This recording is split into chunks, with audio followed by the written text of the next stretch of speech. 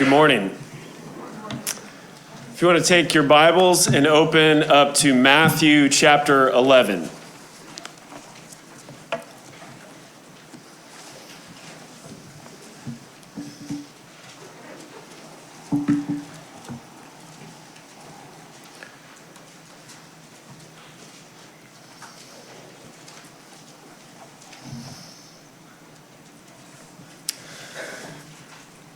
Who is the most famous person in all of human history? If you do an internet search, you'll come up with several lists.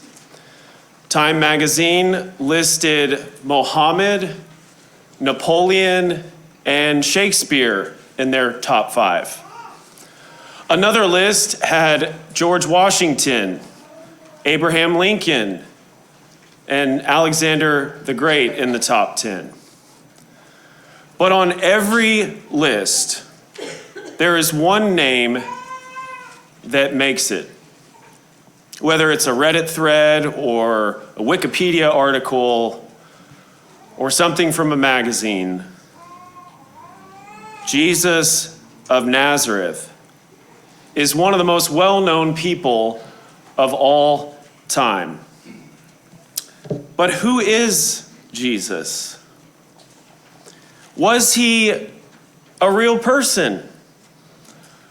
Was he just a character that was made up by a group of people who were trying to start some type of following? When we think about evidences for our faith and questions like, how do we know that God exists or that God is real? We can look around us and see the creation. We see God's fingerprints all over the things that have been made. Or we can look to his word and read the things that have been recorded, and we see from archaeology and history that confirms what's written in the Bible. But ultimately, the greatest proof for our faith, the number one reason that we can have assurance that the things that we believe are true is Jesus. Jesus is the foundation. He is the center of our faith.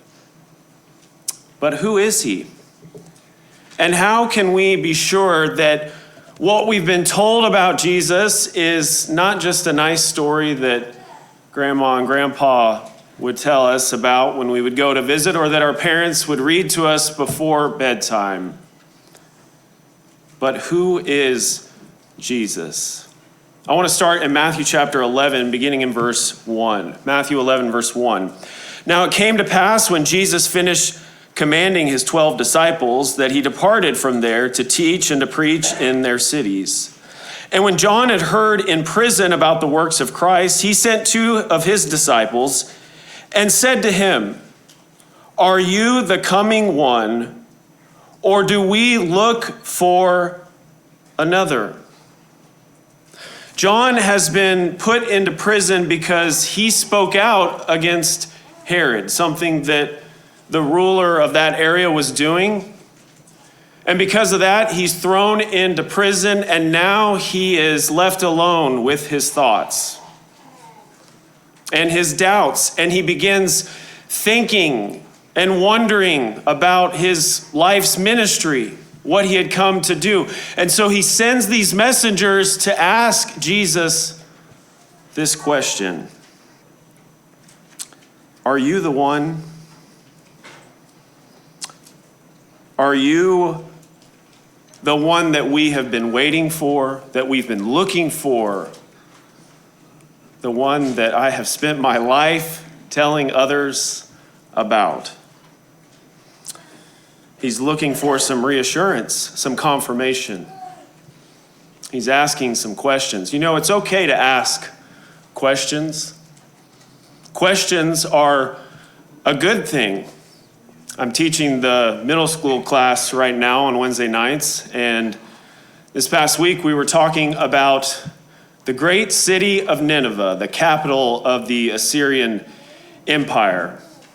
And one of the kids raised their hands and they said, "How do we know where Nineveh was if the city was completely destroyed?" And another raised their hand and said, "Was Nineveh built on top of a hill or was it in a flat area?" And then the last one raised their hand and they said, "Can you show us a map of the city of Nineveh?" And I'm thinking in my mind, I just did not study enough about Nineveh for this class. But questions are great. They help us understand. They help refine our perspective, our knowledge on a certain topic. And it's important for us to ask this question: who is Jesus? Let's start with something really basic. The question of, was Jesus a real person? We have an incredible amount of information about the life of Jesus. Perhaps more than any other historical person that has ever lived.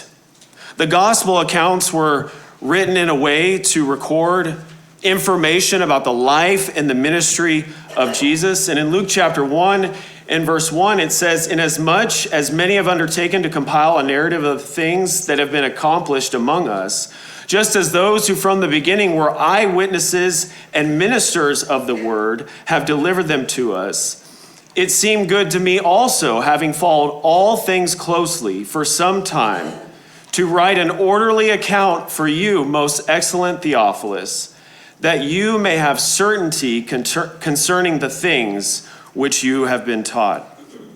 Notice the words that Luke is using here. He talks about the eyewitnesses in verse 2.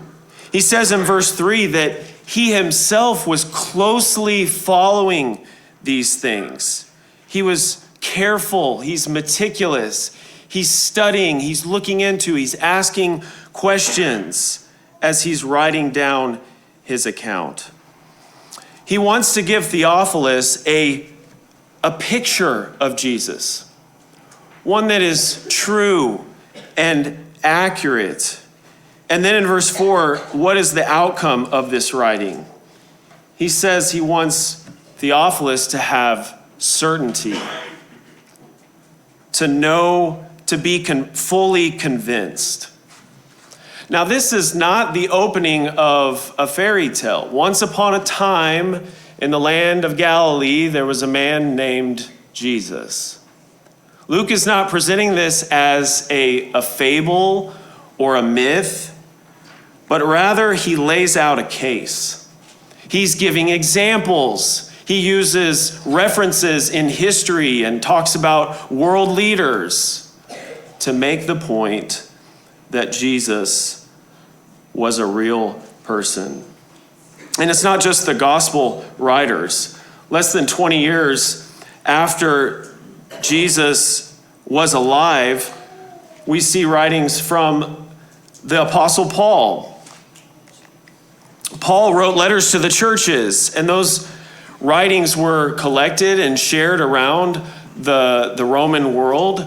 But we have writings dating from the 50s, about 20 years after the time of Christ. Paul is talking about the ministry of Jesus. There are also writings from the Jewish historian Josephus around AD 47. He refers to Christ in his volumes of the Jewish antiquities. And then there were Roman historians such as Pliny and Tacitus. Tacitus was not a follower of Jesus. He wasn't trying to promote Christianity, but he wrote that Christ suffered the extreme penalty during the reign of Pontius Pilate. So there are other people outside of the Bible that talk about the life and the events surrounding Jesus. And then there are the church fathers. These are early Christians who lived in the generation after the apostles. And they have thousands of quotes from the Gospels, from the epistles. One scholar noted that if all of the copies that we have of the New Testament were lost or destroyed, you could reproduce the entire New Testament from the writings of the church fathers alone. So they had access to these materials, and they're discussing them and talking about them.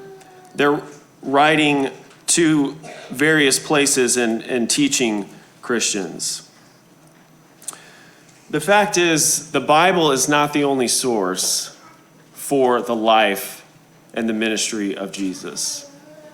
There are thousands of other references and documents that talk about the life of Christ. And we can have confidence that he was a real person. Well, maybe we convince someone that Jesus is a real person, but what about this question? Who followed him? In Luke chapter 6 and verse 12, it says, "In these days he went out to the mountain to pray all night, and he continued in prayer. And when day came, he called his disciples and chose from them 12, whom he named apostles." Luke says that Jesus was in prayer all night, and then he makes this decision about these men, these apostles who are going to be his closest followers. They are going to be his representatives and go out and spread the news about him. And he gives us a list of these men. Well, what do we know about them? Many of them were fishermen. They're from small towns on the north side of the lake of the lake. They are blue-collar workers. These are not well-educated. Galilee is not the heart and the soul of literature and thought during this time. And so these are just regular working people. They are, in fact, when Peter and the other apostles give their defense before the Sanhedrin in Jerusalem, in Acts chapter 4 and verse 13, it says, "When they saw the boldness of Peter and John and perceived that they were uneducated common men, they were astonished, and they recognized that they had been with Jesus." These aren't Ivy League graduates. They don't have a list of degrees, and yet their effect on the world has been astounding. People continue to read what Peter and John wrote. And so you ask the question, well, how did they go from being fishermen, just ordinary workers, to being some of the most profound leaders and teachers that the world has ever known? Something changed in them. Something affected their lives to the point where they were giving testimony before the highest court in Jerusalem, the Sanhedrin. They were giving their testimony before Roman rulers and governors. And this is probably evident most in the life of the Apostle Paul. Paul was an enemy of the Christian movement. He was fiercely opposed. He was a critic. In the book of Galatians, it says that he was violently persecuting the church and trying to destroy it. He hated these people and what they stood for. But all of that changed on the road to Damascus. Paul went from being a persecutor to a preacher. And after he was converted, he went to Jerusalem and met with Peter and the other apostles. He talked to the Lord's brother. And then he went throughout the whole Roman world, through the Mediterranean, teaching and telling people about his experience and what he had seen and heard. And those letters that he wrote, the epistles, that ultimately formed the foundation for much of the Christian faith. Much of what the church practices today is based upon the writings of a man who was trying to destroy Christianity when he first encountered it. And so thinking about these changes that happen in people, the people who are around Jesus, once they encountered him, they were different people. They were totally transformed. We also see that his followers remained committed. There were a number of people that followed Jesus during his time here on earth. At one point, he spoke to crowds of 5,000 people. He was teaching and preaching. But those followers didn't just hear him one time and then go on with their lives. They continued to profess faith, to put their trust, to follow Jesus even after he was gone. In Acts chapter 5 and verse 33, one of the Jewish rulers makes this point. It says, when they heard this, they were enraged and wanted to kill him. But a Pharisee in the council named Gamaliel, a teacher of the law, held in honor by all the people, stood up and gave orders to put the men outside for a little while. And he said to them, men of Israel, take care what you are about to do with these men. For before these days, Theudas rose up, claiming to be somebody, and a number of men, about 400, joined him. He was killed, and all who followed him were dispersed and came to nothing. After him, Judas the Galilean rose up in the days of the census and drew away some of the people after him. He too perished, and all who followed him were scattered. So in the present case, I tell you to keep away from these men and let them alone. For if this plan or this undertaking is of men, it will fail.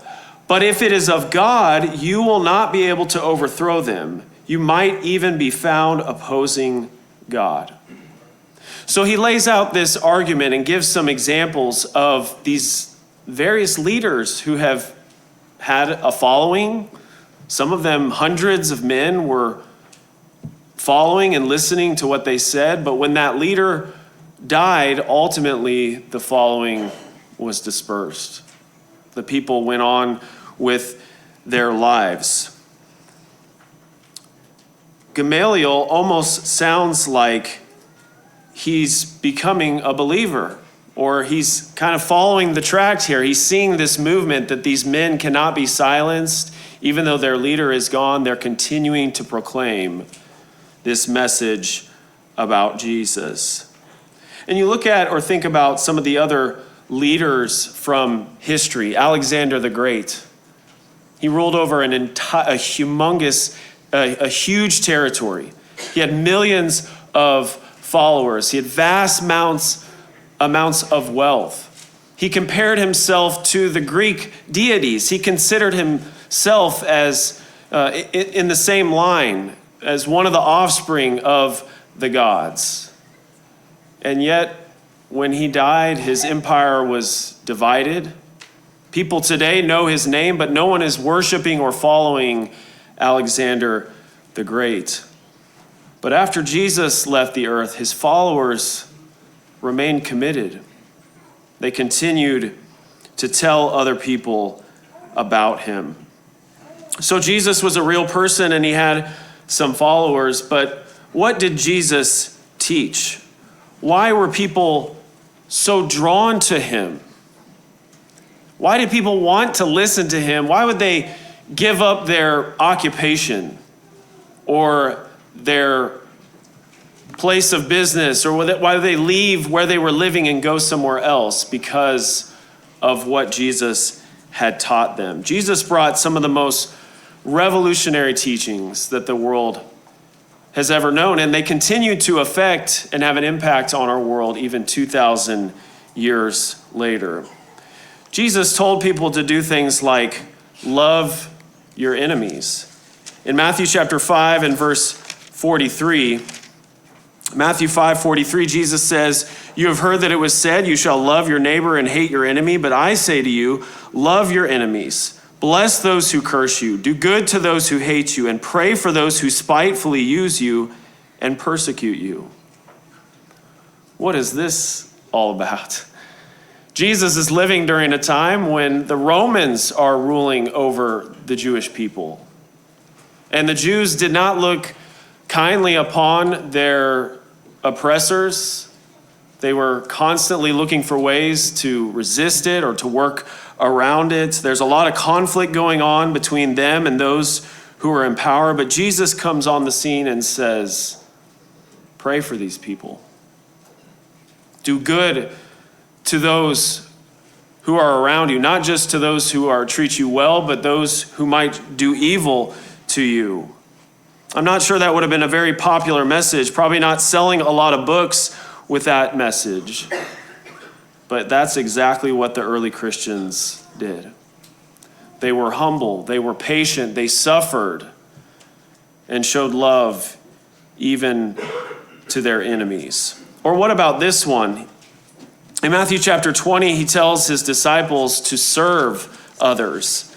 Matthew chapter 20 and verse 26, Jesus says, "Yet it shall not be so among you, but whoever desires to be great among you, let him be your servant. And whoever desires to be first among you, let him be your slave." Be a servant to those around you. Again, not a very popular message to be sharing and preaching. On Black Friday, they used to have these sales that were unlike anything else you could find in the regular course of the store being open. They would discount TVs and computers and electronics by 50, 60, 70%. And so people would line up on Thanksgiving or the day before, hours ahead of time, with the hope of being able to get into the store and to secure one of these discounted items. And it was kind of crazy. It was almost the worst of humanity. Everyone just trying to push through the doors, racing to the back of the store.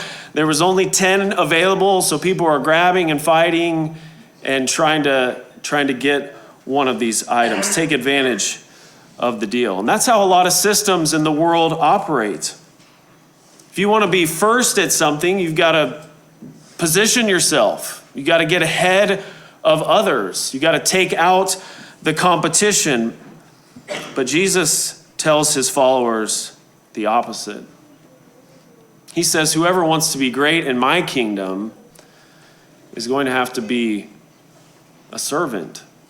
It's going to have to put others before themselves. That's counter-cultural teaching. And that's not easy to follow or implement in one's lives. And then what about this one? Life is not about money.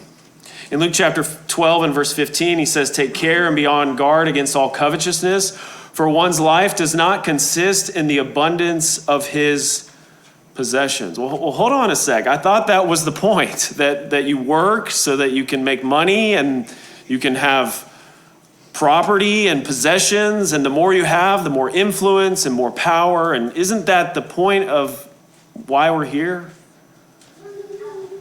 Jesus says that life is more than the abundance of things. That it's not just about the physical and what people possess. Maybe he might have sold more copies if he would have taught people how to make as much money as they could, not de-emphasizing the physical. But there was something different about Jesus. And his followers recognized that. And when they heard this message, they understood that this was not just an ordinary man who's teaching. This was different. This was from God. Our final question this morning is, what happened to him when he died? This really is the crux of Christianity, is what happened to Jesus when he died, after he died. And there are a lot of skeptics out there that would doubt the resurrection. They say that it's impossible for someone to be raised from the dead, that could never happen. We don't observe that in our world today, so how could that have been an event that took place in the time of Jesus? But perhaps it's better to start with some truths that even skeptics would concede, that they would agree with. First of all, Jesus died by crucifixion.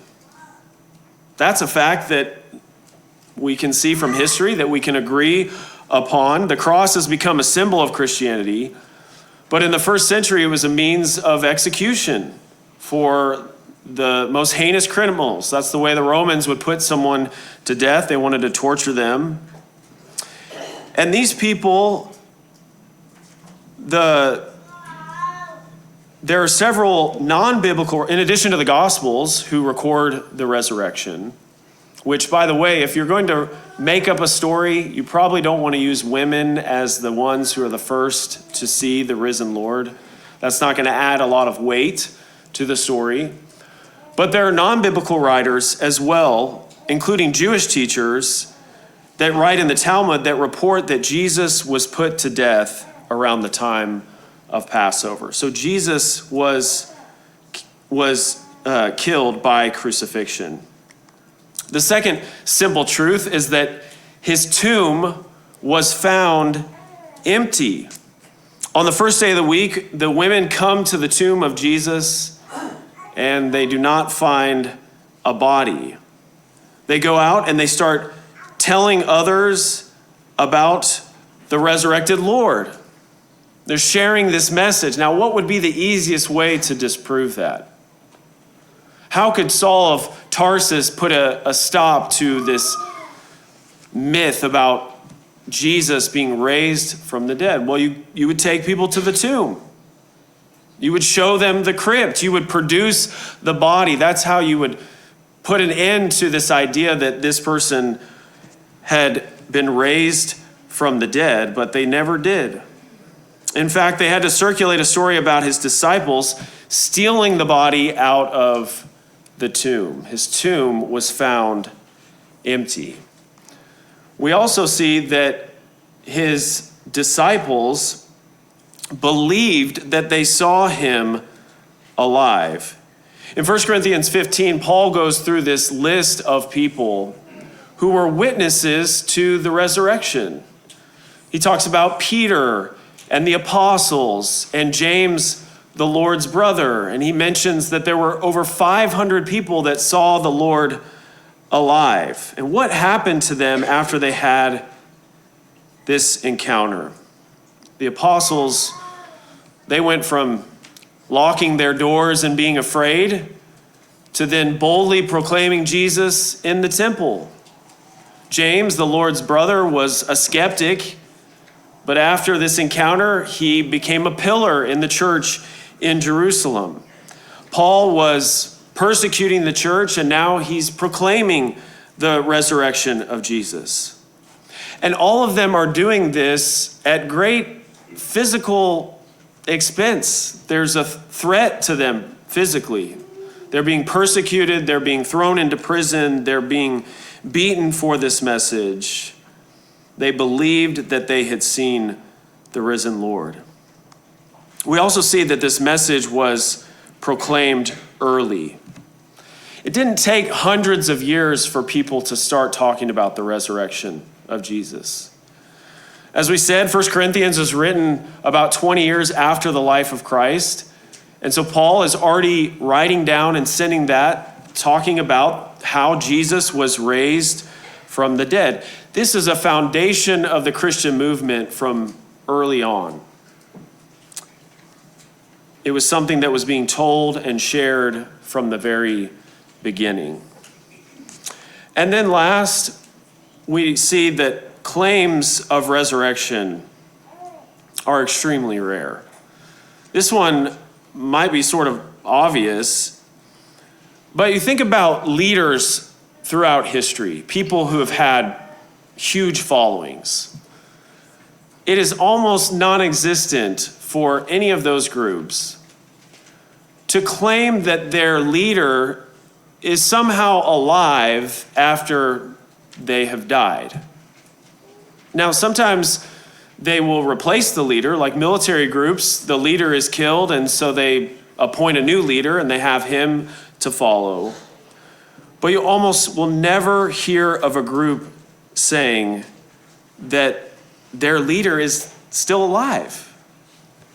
And so it begs the question, why did these Jews in Palestine come up with such a bold claim? If they were just making up a story, why would they pick something that was so outlandish that virtually no one would ever use to make that claim? They made the claim because they believed what they had saw and they were convinced that it was true, that Jesus was raised from the dead. God doesn't want us to have a faith that's based on wishful hope. The resurrection gives us firm evidence that our faith is real, that it's based in history. And because Jesus was raised from the dead, we can have confidence in our faith. Because Jesus was raised from the dead, we can have hope that goes beyond this world. Because Jesus was raised from the dead, one day we will have life. Who is Jesus? One of the greatest questions the world has ever considered. And if you're not a Christian this morning, we want to close with an invitation, an opportunity for you to respond to God. He's offered for all people to come to him through Jesus Christ. If there's something that we can do to help or encourage you this morning, please come down to the front as we stand and sing.